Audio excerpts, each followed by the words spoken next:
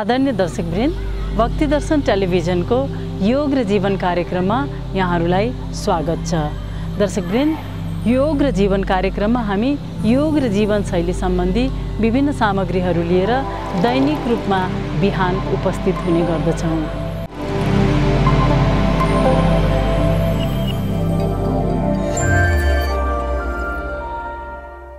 आउनुस् आजको योगको कार्यक्रम सुरु गरौँ। सबैभन्दा पहिला आज हामी सूक्ष्म व्यायाम गर्छौँ।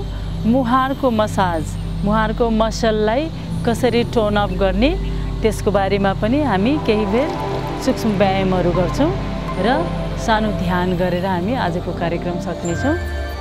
सुरु गरौँ।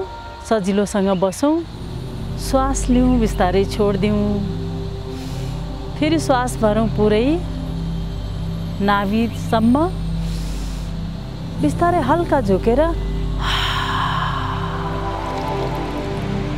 श्वास भरौँ।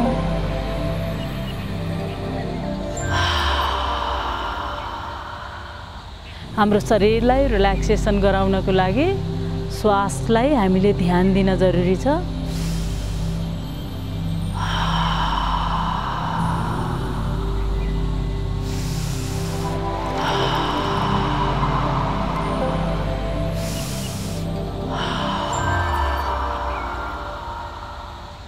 तनाव घटाउनको लागि श्वास प्रश्वासको माध्यमबाट हामी केही व्यायामहरू गर्छौँ।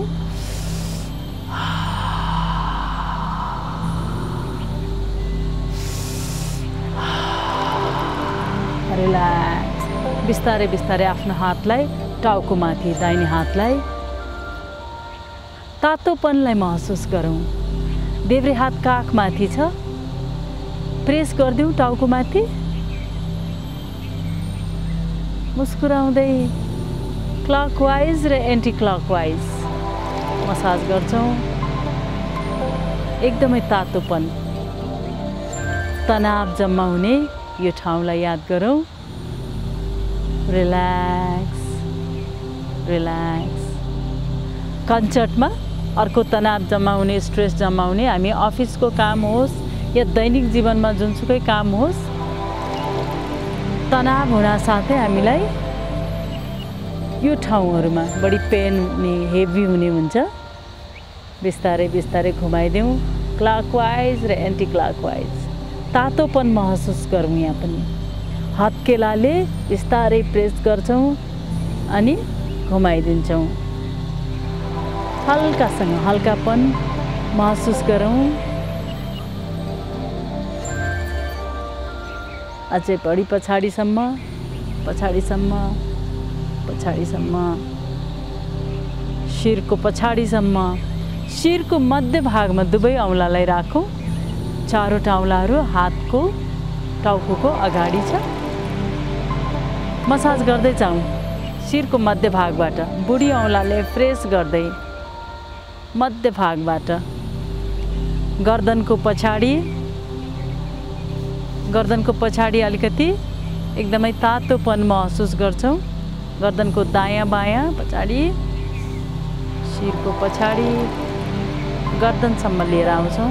बुढी औँलाले मसाज गर्छौँ।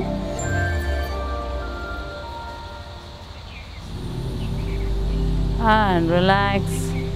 बिस्तारै दुवै औँलाले आँखी भाउमा मुहारको मसाज। तनाव जम्मा हुने अर्को यो ठाउँ हो आँखी भाउ।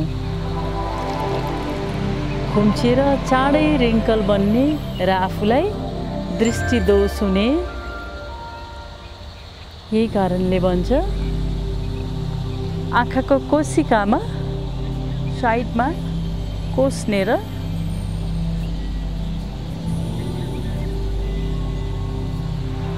जाडो महिनामा झन् धेरै चाउरीपन बढ्न सक्छ। त्यसकारणले हरेक दिन हामी यो मसलहरूलाई चलाउँछौँ। नाकमा, नाकदेखि गालाको हड्डीसम्म यो पोइन्टमा हामी मसाज गर्छौँ। नाकदेखि गालाको हड्डीसम्म पुरै मसाज। फेसको पुरा मसाज। औँलाहरूले गालाको हड्डीमा तनाव जम्मा हुने यो अर्को ठाउँ। क्लकवाइज र एन्टी क्लकवाइज पुरै घुमाइदेऊ गालाको हड्डीमा, पुरै क्लकवाइज एन्टी क्लकवाइज। बङ्गाराको ठाउँमा बिस्तारै चारवटा औँलाले बङ्गाराको ठाउँमा फेसलाई पुरा मसाज गर्छौँ। गालातर्फ या कानदेखि कानको ढक्कनेर थोरै प्रेस गरौँ। ढक्कनलाई प्रेस गर्दै छोड्दै, प्रेस गर्दै छोड्दै कानलाई थोरै तान्देऊ, मसाज गरौँ। कानलाई बाहिरबाट, बाहिरी भागले कानमा जहिले पनि अवेरनेस, सजगता हुन्छ कानलाई तान्ने बित्तिकै। Relax relax. घाँटीको साइडमा घाँटीलाई गर्छौँ।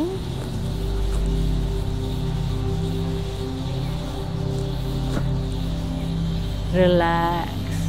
दुवै हातहरू अगाडि राखौँ। प्राणायाम गर्छौँ हामी केही बेर। भ्रामरी छोरी औँलालाई आँखी भाउको माथि राखिदिउँ, कान्छी औँलालाई गालाको हड्डीमा राखिदिउँ, दुवै कान्छी औँलालाई, बुढी औँलालाई कानको ढक्कनमा राखिदिउँ। श्वास भरौँ।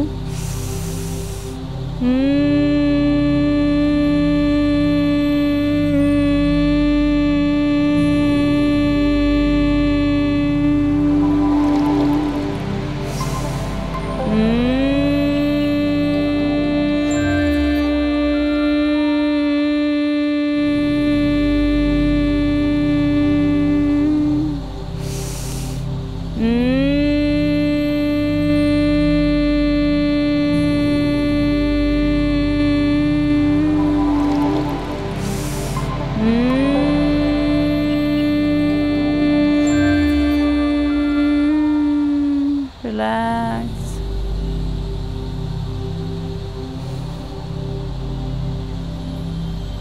भ्रामरी प्राणायामले हाम्रो मनमा भएका विचारहरू बिस्तारै बाहिर हराउँदै गएका छन्। नकारात्मक विचार शून्यमा गएको छौँ हामी। श्वास भरौँ, छोडिदिउँ। श्वास भरौँ, छोडिदिउँ। दुवै हातलाई जोडौँ, एकअर्कामा रब गरौँ केही बेरसम्म एकअर्कामा। अनि जहाँनिर कस्मिक एनर्जी हुन्छ त्यहाँनिर हाम्रो पुरा फेसलाई हत्केलाले सेक्छौँ। आँखालाई रिङ्कल आउनबाट यसो गर्नाले बचाउँछ र फेसको मसलहरूलाई पुरै व्यायाम पुग्छ।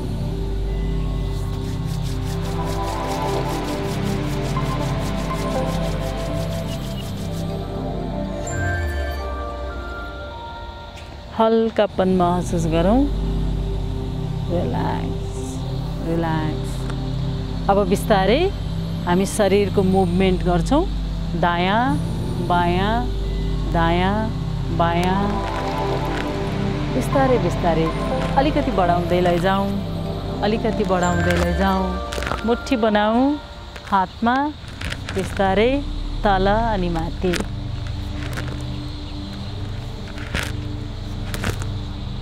शिरको माथिबाट थाइलाई थोरै उचालिदिन्छौँ। अलिकति फास्ट, अलिकति फास्ट।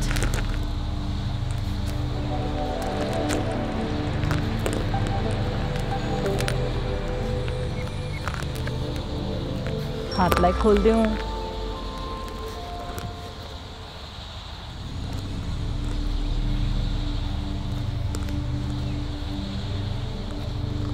रिल्याक्स। घुँडामाथि हातलाई राखिदिउँ। श्वास भरौँ पछाडितर्फ। जति सकिन्छ गर्दनलाई झुल्न दिउँ। फेरि श्वास भरौँ, अगाडितर्फ झुकौँ। श्वास भरौँ, बिस्तारै पछाडितर्फ। फेरि बिस्तारै अगाडितर्फ। श्वास भरौँ पछाडि। फेरि श्वास छोड्दै छोड्दै अगाडि। श्वास बढ्दै बढ्दै पछाडि फेरि अगाडि एन्ड रिल्याक्स बिचमा आऊ श्वास छोड्दै छोड्दै बिस्तारै खुट्टाहरूलाई हामी खुट्टाको स्ट्रेच गर्छौं दुवै खुट्टालाई अगाडि राख्दियौ दुईटा खुट्टाको औँलाको टिप्स आफूतर्फ फर्केको छ श्वास भरौँ खुट्टालाई तल माथि गोलो गोलो घुमाइदिउँ औँलाको टिप्सलाई खुट्टाको औँलाको टिप्सलाई अनि तल माथि पुरै तन्काइदिउँ पिडुल्लाको तलतर्फ पुरा खिचाव छ दुवै खुट्टालाई पुरै तन्काइदिउँ पुरा जमिनमा श्वास लिँदै छोड्दै दुवै हातलाई पछाडितर्फ श्वास लिँदै छोड्दै श्वास भरौँ बिस्तारै बिस्तारै अगाडितर्फ फेरि पछाडि अगाडि पछाडि श्वास भरौँ बिस्तारै हिपलाई उचाल्छौँ अप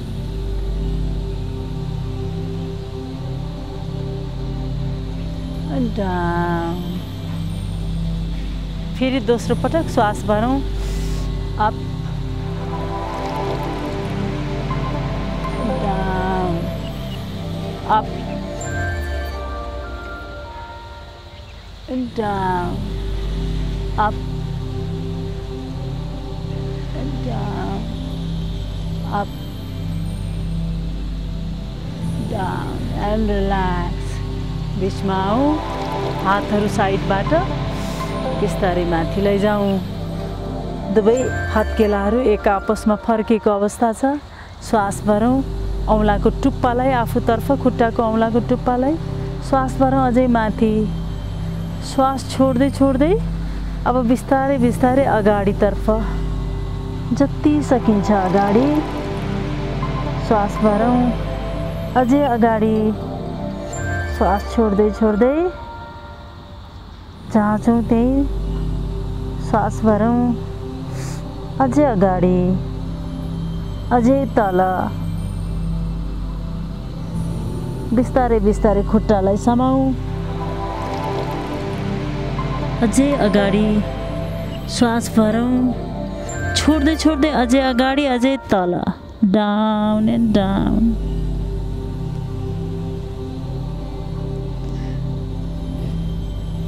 कुइनाहरू जमिनतर्फ श्वास लिँदै छोड्दै श्वास भरौँ बिस्तारै बिस्तारै कम्मरदेखि उठ्दै जाउँ एन्ड रिल्याक्स विश्राम देब्रे हातलाई घुँडामाथि दाहिने हत्केलालाई माथितर्फ दृष्टि दाहिने हत्केलामा श्वास भरौँ अझै माथि दृष्टि दाहिने हत्केलामा श्वास लिँदै छोड्दै श्वास लिँदै छोड्दै श्वास भरौँ छोडिदिउँ काँधमा पुरा खिचाव छ पाखुरामा हिप पुरै जमिनमा छ शरीर तन्किराखेको छ श्वास भरौँ छोड्दै छोड्दै विश्राम रिल्याक्स देब्रे हत्केला माथि लैजाउँ अप दृष्टि हत्केलामा श्वास भरौँ अझै माथि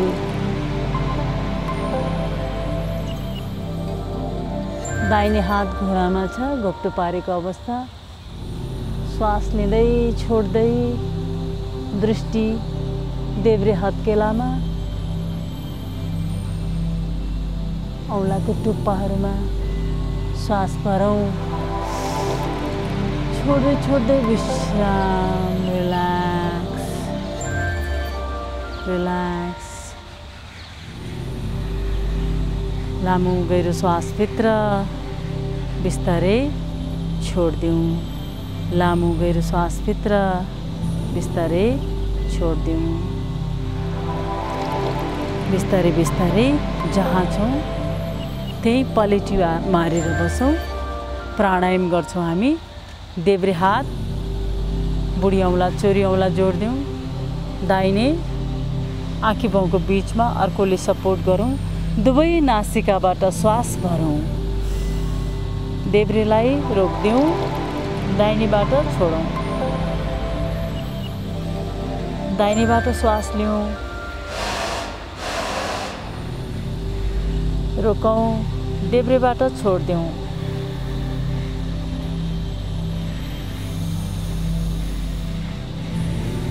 यही क्रमलाई जारी राखौँ। नाडी शोधन प्राणायाम हाम्रो शरीरमा भएका लगभग 72,000वटा नसा नाडीहरूलाई सफाई गर्ने काम गर्छ।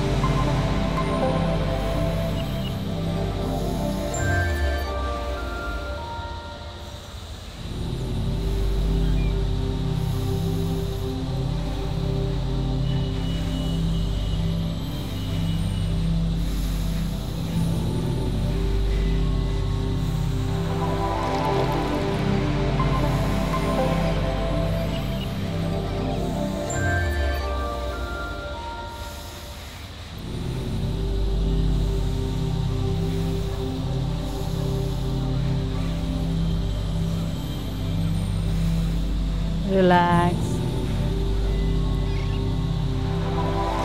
दुवै हातहरू काखमाथि, हत्केला उत्तानो छ। ढाडलाई सिधा राखौँ, गर्दनलाई सिधा राखौँ। सजिलोसँग बसौँ। शरीरको पुरा भार जमिनमा छोड्दिउँ। बाहिरबाट आउने हरेक आवाजलाई सुनौँ, मनमा नै स्वीकार गरौँ।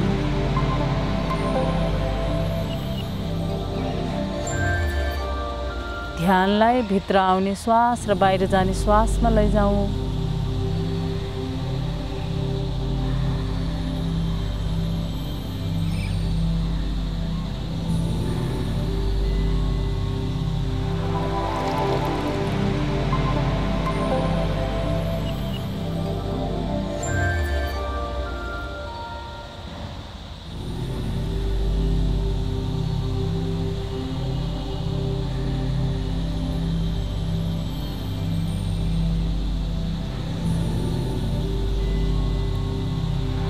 बिस्तारै बिस्तारै जब मन लाग्छ, आफ्नो शरीर आफ्नो मनप्रति सजग हुँदै बाहिरको वातावरणप्रति सजग बन्दै साधारण श्वास लिउँ, बिस्तारै छोड्दिउँ। फेरि अर्को श्वास भरौँ, बिस्तारै छोड्दिउँ। जब मन लाग्छ अनि बिस्तारै आफ्नो समय लिँदै आँखा खोल्न सकिन्छ।